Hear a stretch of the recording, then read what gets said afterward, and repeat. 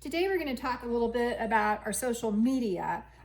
Switching to the more video-oriented content has caused us to kind of change how we do things. It's a new world, and still not as comfortable with being in front of the camera as behind the keyboard. But hey, you guys seem to be enjoying the videos, so we plan on keeping it up. But I wanted to show you some things that you may not know about the different social media platforms that we use. We'll start with Instagram. Instagram is probably the trickiest one for us to use because it's really designed to mainly have a picture and then tell you about it. But a lot of times the posts that we're posting, you're going to want to know a lot more, especially if it's a product for sale, if we have some instruction to go with it, and we can't put the click-through links like we do on Facebook and other places. And so that's been problematic. So we've recently added a new feature, and other people on Instagram that you might follow use this. Not everybody, but it's a cool thing. So if you go to our profile and just click, like you see one of our posts, just click on our lips, it'll take you to our profile. And you see all our different posts that show up, which are fine. But if you go see right here, it says linkin.bio.swaknet. In fact, we'll have these links on posts that will have more information. You click here, and it'll take you to like our most recent posts that have click-through information. If it's something like what I posted about our reopening plans, that the video pretty much says everything you need to know. So it's not going to show up in the linkin.bio because there's really nothing to link to. But like when I posted about the Vicuna the other day, you might want to, treat yourself some Vicuna. You click on it, it'll take you to the whole post with the video and with where to buy the Vicuna. So it gives you more information that way. So just look for that, especially if you have questions like, oh, I want to buy that, or how much was that, or what did she say? Go there. And so on days we have click-through, like the day I was telling you about the Rowan box, you'll see I made two posts. One is just the video, which is fine. Because I can't use the linkedin.bio for the video. Video posts on Instagram have to be posted directly from Instagram, and they don't support third-party apps. It gets complicated. So I can't put click-through on that. I can just put the video. But then I will follow up later with more information about the same post, and it will be in our bio. See, click on the link in our bio to find out more. And so you go there, and you can click on the box, and it takes you back to the video and then all the information we were talking about. So that makes Instagram a little more user-friendly, I think, for everybody. So we're glad to have upped our Instagram game to help you out. The next one is our YouTube. Since we're making videos, we thought, well, our very ignored YouTube channel that we really don't do anything with, we have been posting them all there. So if you need some binge watching, maybe you've run out of shows, which we're going to run out of shows because they're still not filming out there in Hollywood, you can binge on Keely and Jeannie.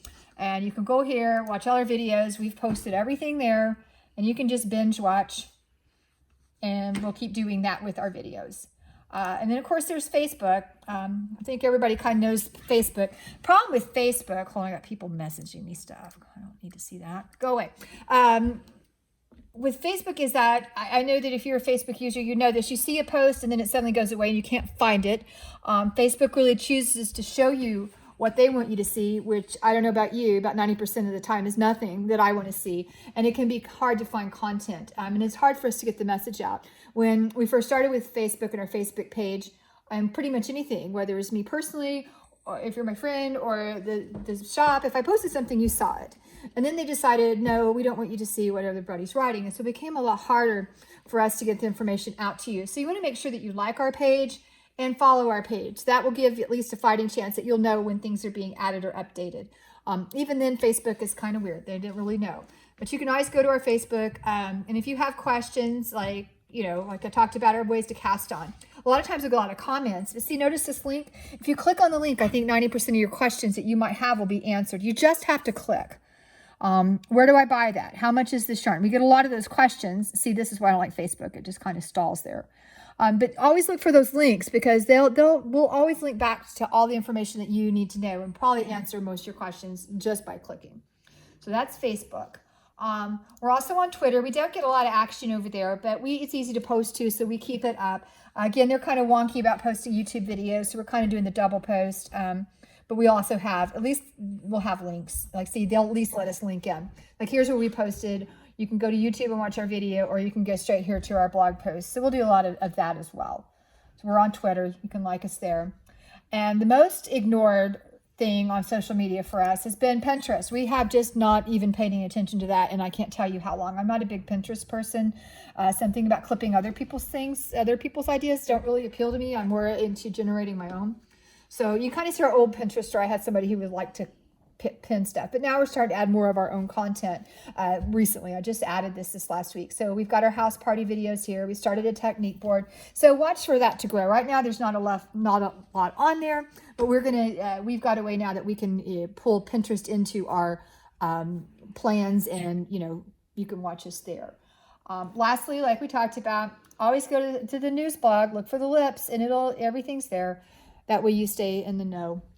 Additionally, at this time of difficulty for all businesses, and I know a lot of you are concerned about your favorite businesses, because we've all been told, a lot of places we like to eat and shop are going to be gone, and we're already seeing that, especially with some of the big companies, big retailers that have been over leveraged financially to begin with. They're already closing stores. Don't worry about us, but there's ways that you can help and support your favorite businesses, especially your small ones, that won't cost you a dime.